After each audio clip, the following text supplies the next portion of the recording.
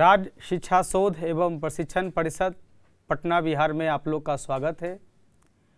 विद्यार्थीगण, पिछली कक्षा में हम लोग मानव नेत्र तथा रंग बिरंगा संसार कक्षा 10वीं पाठ 11 के अंतर्गत हम लोग आँख के बारे में अध्ययन कर रहे थे। तो आँख के कुछ भागों के बारे में हमने देखा था कि जैसे कॉर्निया किसे कहते हैं, कॉर्निया के क्या कार्य हैं।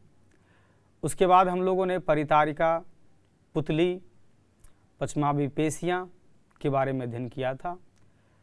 आज हम लोग इसके बाद लेंस को देखते हैं कि हमारी जो आँखें हैं उसमें किस प्रकार का लेंस है, उससे क्या कार्य हैं। उसके बाद हम लोग देखेंगे रेटिना के बारे में अध्ययन करेंगे। तो हम देखते हैं कि हमारा जो आँख कुछ इस प्रकार से होता है। हम इसे इस प्रकार से बनाते हैं। हम लोग देखे थे कि ये जो सबसे बाहरी भाग है इसे हम स्क्लेरा बोलते हैं या श्वेत पटल बोलते हैं, और वही आगे जाकर ये कॉर्निया का भाग बनाता है। ये हमारा हो गया कॉर्निया, जिसे इंग्लिश में, ये कॉर्निया इंग्लिश वर्ड ही है, इसे हिंदी में हम लोग बोलेंगे स्वच्छ मंडल। इसके बाद दूसरा जो लेयर है इसमें आँख में, इसे हम कोरोइड बोलते हैं।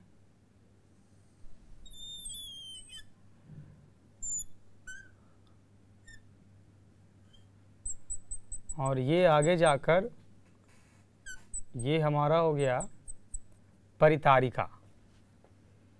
ये परितारिका, जिसे हम इंग्लिश में बोलेंगे आइरिस।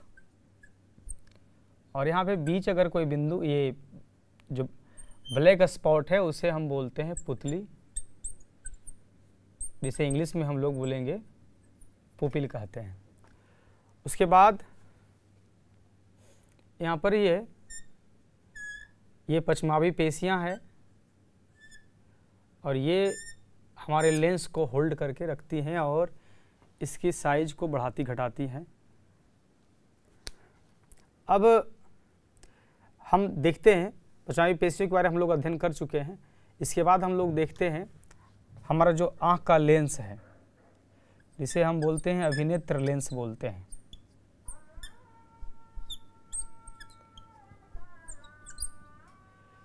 इंग्लिश में इसे हम बोलेंगे आई लेंस।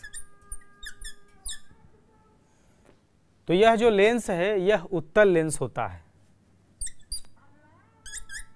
यह उत्तल लेंस होता है।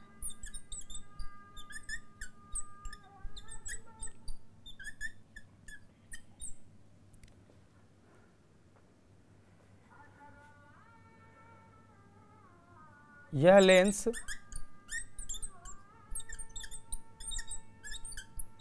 पश्चमावी पेशियों के द्वारा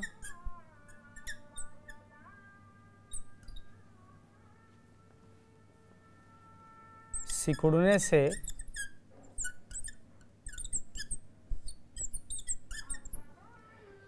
यह लेंस पश्चमावी पेशियों के द्वारा सिकुड़ने से इसकी वक्रता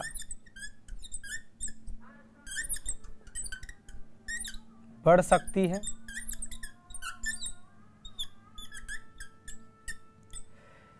और इसमें खास बात यह जो है जेलीय पदार्थ से बना होता है। यह जेलीय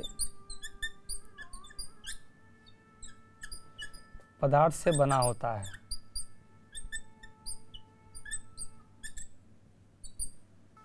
ये तो हमारा लेंस हो गया। लेंस के बाद हम देख रहे हैं कि ये जो कॉर्निया है, कॉर्निया के बीच में एक लिक्विड होता है, एक तरल पदार्थ है जिसे हम बोलते हैं नेत्रोद।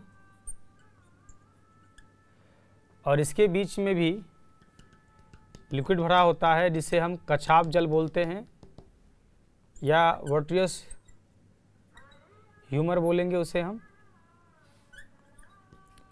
और उसके बाद जो अंतिम का एक लेयर है ये हमारा रेटिना है।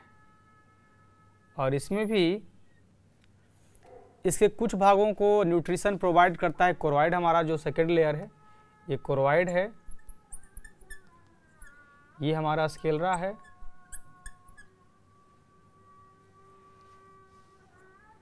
ये स्क्लेरा है, फिर ये जो दूसरा भाग है कोरोइड है, और सबसे जो अंतिम जो भाग है उसे हम बोलेंगे रेटिना, या इसे हम हिंदी में दृष्टिपटल कहते हैं।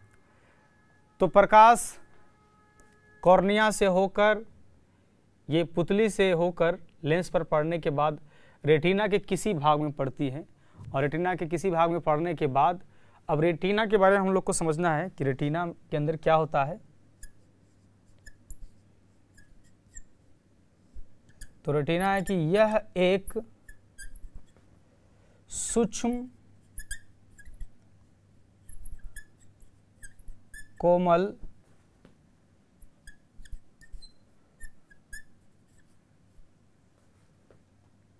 झिल्ली से बना होता है,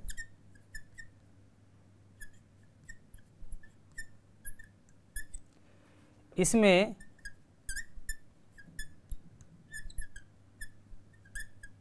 वृहत संख्या में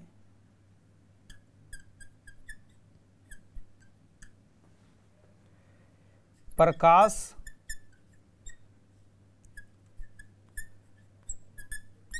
सुग्राही कोशिकाएं होती हैं,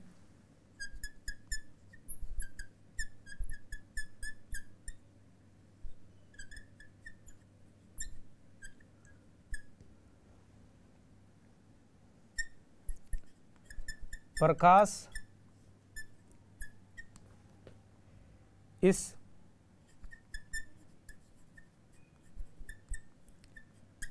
कोशिकाओं पर पड़ने के बाद ये कोशिकाएं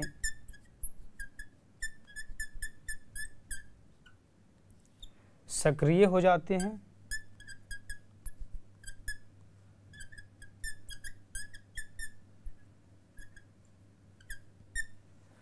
तथा ये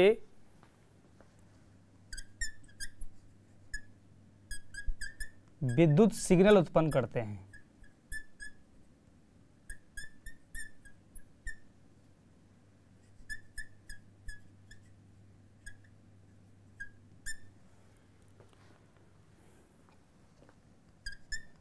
यह विद्युत सिग्नल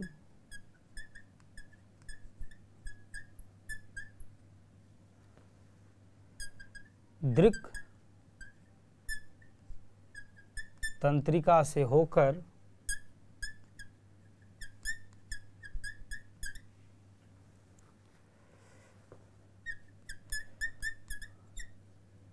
हमारे मस्तिष्क तक पहुंचते हैं,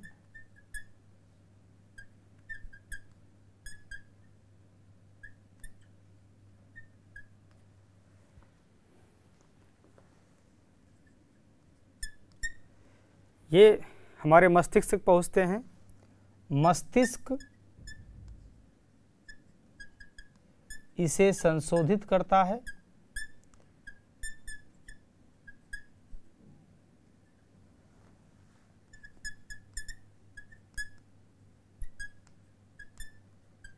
और तब हम उस वस्तु को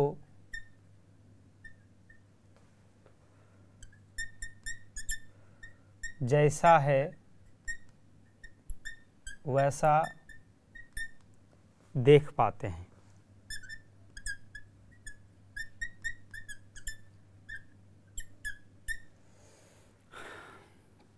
तो इसमें हम लोग देखते हैं कि जो हमारा अभिनेत्र लेंस है यह उत्तल लेंस होता है। इसमें हम लोग रेटिना के बारे में अध्ययन कर रहे हैं कि यह एक सूक्ष्म कोमल झिल्ली से बना होता है और इसमें बृहत संख्या में प्रकाश सुग्राही कोशिकाएं होती है। इसे हम अगर यहाँ पे बनाएंगे तो ये बहुत संख्या में प्रकाश सुग्राही कोशिकाएं होती हैं।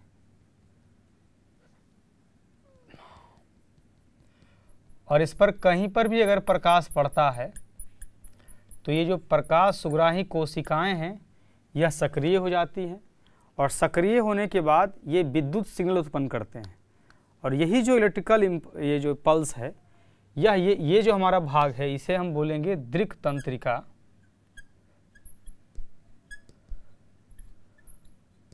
और इसे हम ऑप्टिक नर्व बोलते हैं इंग्लिश में। ये दृक् तंत्रिका से हो करके, यहाँ पीछे से दृक् तंत्रिका से हो करके हमारे ब्रेन तक पहुँचता है। और ब्रेन का काम है कि जो हमारे पास आँख है उसके सारे प्रतिबिंब को जो जैसा है उसको संशोधित करके दिखाता है। जैसे आप इस बात को इस तरह समझिए कि हमारे पास दो आँखें हैं। अगर किसी को हम देख पा रहे हैं, किसी भी व्यक्ति को अगर हम देखते हैं अपनी आँखों से, तो जब हम अपनी आँखों से उसे देखते हैं तो हमारे दोनों आँख में उसका प्रतिबिंब बन रहा होता है। और जब दोनों आँखों में प्रतिबिंब बन रहा है लेकिन हम उस व्यक्ति को एक ही व्यक्ति देख पाते, तो ऐसा क्यों होता है? दोनों आँख से देख रहे हैं, एक व्यक्ति को देख रहे हैं, एक ही व्यक्ति हमें दिखाई देता है। होना चाहिए कि जब दो आँख है तो दो हाथ से हम दो काम कर सकते हैं। इस हाथ से एक सामान उठाएंगे, दूसरा हाथ से दूसरा सामान उठा सकते हैं। तो उसी तरह से दोनों आँख से अलग अलग चीज़ों को हम लोग देख सकते हैं, लेकिन ऐसा होता नहीं है। हमारी दो आँखें चीज़ों को देखती हैं, उसे कंबाइन करती हैं, और कंबाइन करके ये जो ब्रेन है कंबाइन करके हमें उसे एक दिखाता है। अब यहाँ पे एक सवाल है कि ये जो हमारा रेटिना है, रेटिना में रॉड्स एंड कोन्स होते हैं। रेटिना जो हम देखेंगे उसमें एक हमारा जो है एक रॉड्स होते हैं और एक हमारा समझिए कि ये जो इस तरह से कुछ कोन्स होते हैं। तो रॉड्स एंड कोन्स है जिसके बारे में हम लोग को आगे पढ़ना है। तो रॉड्स एंड कोन्स का जो भाग है, जो रॉड्स है, वो लाइट सेंसिटिव होता है कि प्रकाश की मात्रा अगर कम मात्रा है, कुछ ये जो जितना मात्रा में हमारे पास रॉड्स रहेंगे उतना वो जो हमारा रेटिना है उतना सेंसिटिव होगा। बहुत सारे एनिमल्स होते हैं, उनकी आँखों के पास जो रॉड्स की संख्या अधिक होती है, किसी के पास कम होती है। तो ये लाइट सेंसिटिविटी के लिए जो है लाइट इंटेंसिटी, लाइट की जो इंटेंसिटी है उसके लिए ये जो है रिस्पॉन्सिबल है हमारा जो है रॉड्स। जबकि जो हमारा कोन्स है, कोन्स जो कलर के लिए, तो बेसिक कलर हमारा जो है उसके अलग अलग एंगल से ये हमें रंगों को दिखाता है। और ये कलर के लिए, ये हमारा जो है इसे हम बोलेंगे लाइट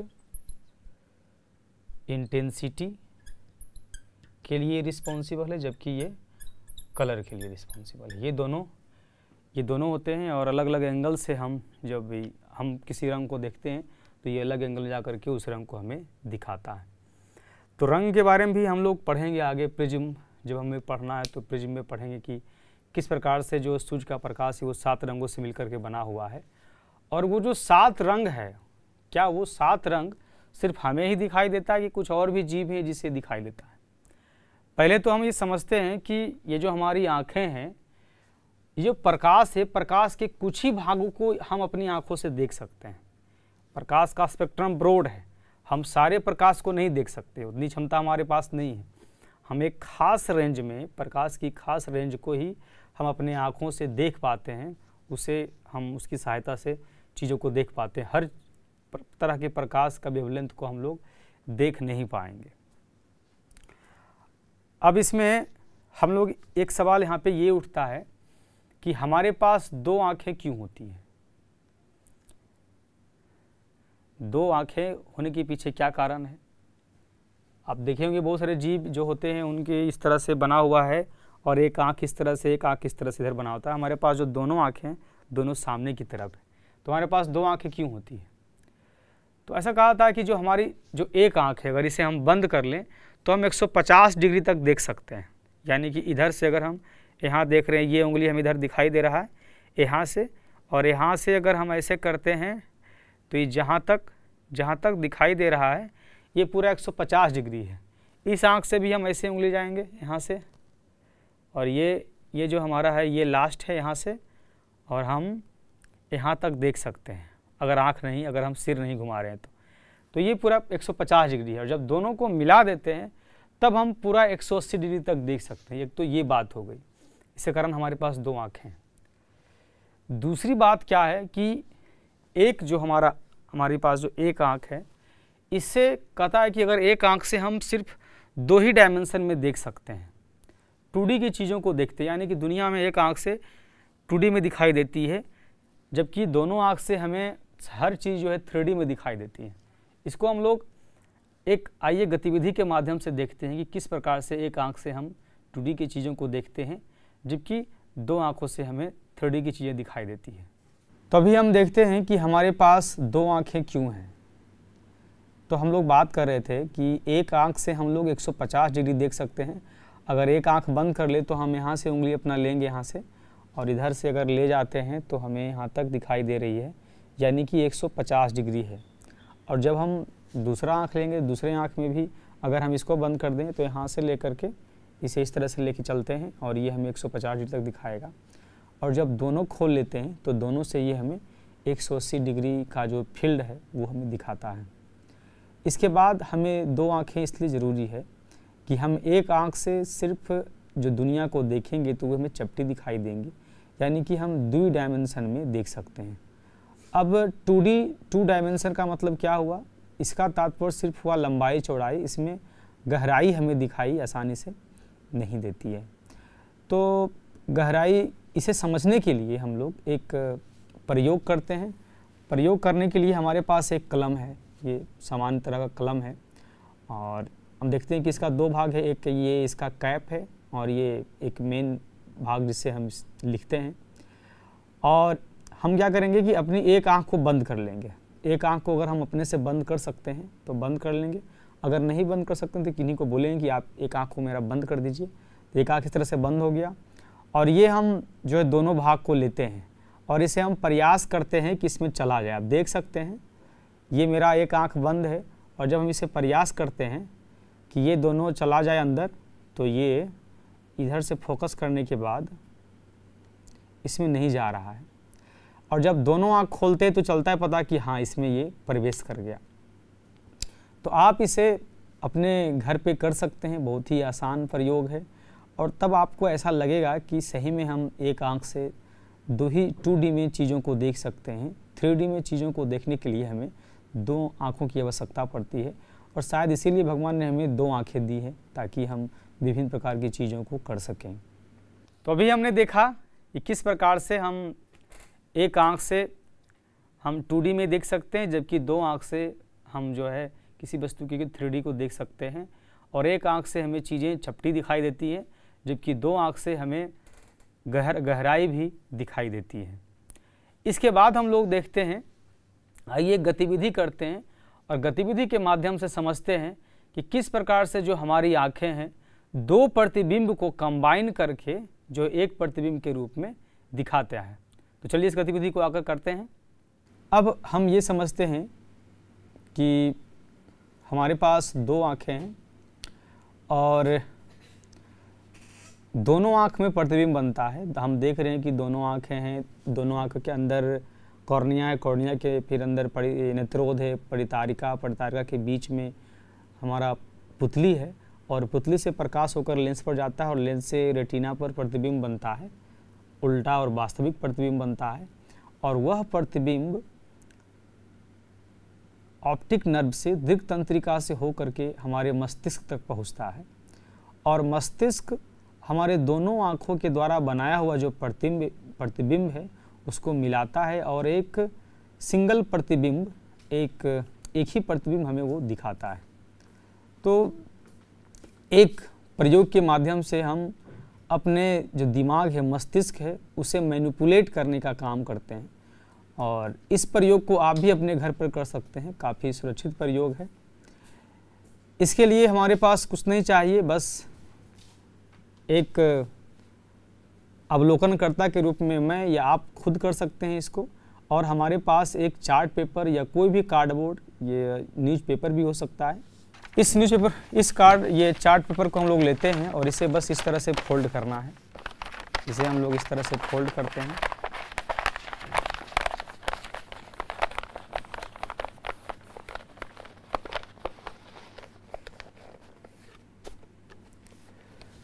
इस तरह से रोल कर लेना है। रोल कर लेने के बाद हमें एक आँख से इसे देखना है। एक आँख से इसे हम देखते हैं।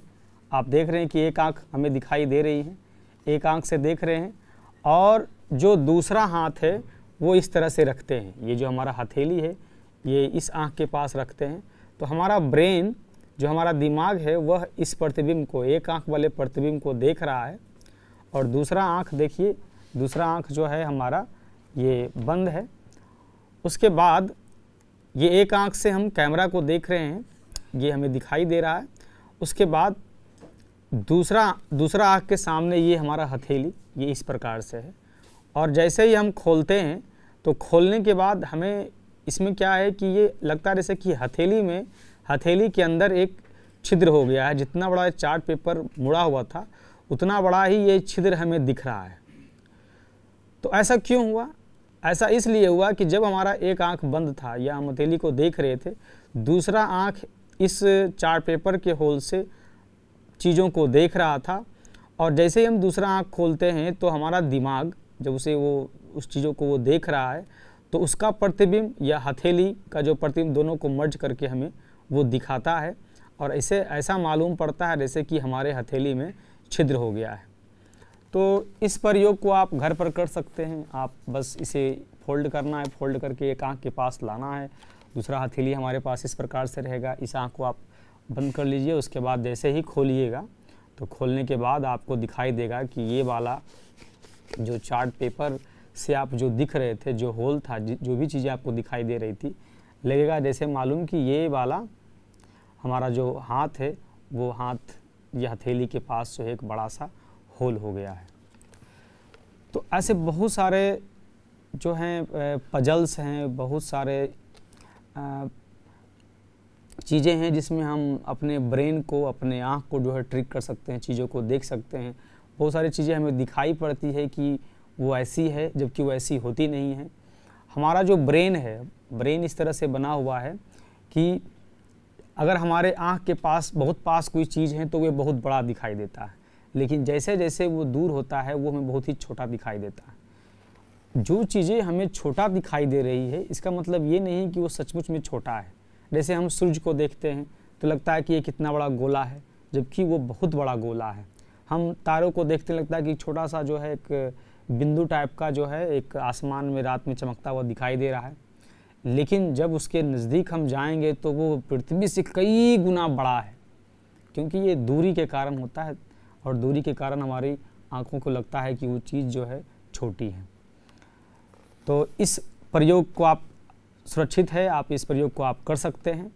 तो इस गतिविधि के माध्यम से हम लोगों ने देखा कि किस प्रकार से दो प्रतिबिंब को समायोजित करके एक प्रतिबिंब के रूप में हमें जो ये आँख है और जो मस्तिष्क है हमें यह दिखाता है। आँख के बारे में हम लोगों ने अभी तक जाना कि हमारे जो आँखें हैं उनके विभिन्न भागों के बारे में, जैसे कि कॉर्निया है, नेत्रोद है, परितारिका है, पुपिल है, पचमावी पेशियाँ हैं, लेंस हैं। और लेंस के बाद ये जो हमारे जो लेयर हैं जो देख रहे हैं, स्क्लेरा है, कोरोइड है, और ये हमारा रेटिना है, और रेटिना के अंदर प्रकाश सुग्राही कोशिकाएं हैं। इन सारे भागों के बारे में जानने के बाद हम ये समझते हैं कि हम लोगों ने पहले बात किया था ये जो कॉर्निया के बारे में कि कॉर्निया को हम लोग डोनेट कर सकते हैं। तो बहुत सारे देश में ऐसे लोग हैं जो बिना कॉर्निया के अंधे हैं और वे इंतज़ार में हैं कि कोई उन्हें कॉर्निया दे और वे जो ये रंग बिरंगी संसार है उसे देख पाएँ। तो इसके लिए अगर किसी व्यक्ति की मृत्यु होती है, कोई भी बुज़ुर्ग व्यक्ति भी जिनकी आयु 70 वर्ष या 80 वर्ष भी हो चुकी है, वे भी अपना नेत्र दान कर सकते हैं। इसके लिए है कि मृत्यु के बाद 5-6 घंटे तक जो हमारी आंखें ये स्वस्थ रहती है, जिंदा रहती हैं। तो अगर हम आई बैंक वालों को अगर सूचना देते हैं कि हम अपने आँख को डोनेट करना चाहते हैं, हम अपना नेत्रदान करना चाहते हैं, तो जैसे ही हमारी मृत्यु की खबर उन तक पहुँचेगी वे आकर के नेत्र को लेकर के जाएंगे। और ये काफ़ी आसान प्रक्रिया है, और इससे अगर हमारा कॉर्निया किसी के काम आ जाएगा तो वह हमारे ये रंग बिरंगी संसार को देख पाएंगे।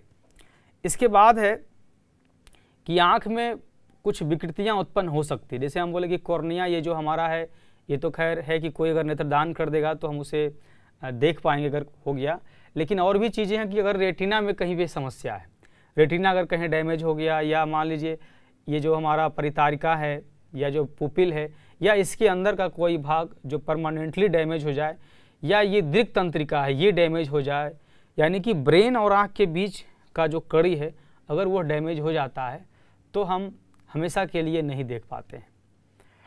और अभी इसके बाद जो है हम आँख के बारे में विभिन्न जो दृष्टि दोष जिसे बोलते हैं उसके बारे में अध्ययन करेंगे कि कितने प्रकार के दृष्टि दोष हैं और कुछ दृष्टि दोष को ठीक किया जा सकता है और ठीक किया जा सकता है चश्मे का प्रयोग करके। तो चश्मा जो है, जो आज की डेट में हम देखते हैं सभी लोग लगाते हैं, वो चश्मा जो है, जो ट्रांसपेरेंट वाला चश्मा है, वो दृष्टि दोष के लिए। तो कुछ दृष्टि दोष को ठीक किया जा सकता है और कुछ को ठीक नहीं किया जा सकता। जैसे कुछ किसी को ग्लूकोमा हो गया, तो ग्लूकोमा वाली जो समस्या है तो उसे धीरे धीरे ग्लूकोमा जो है वो ब्लाइंडनेस में चेंज हो जाता है।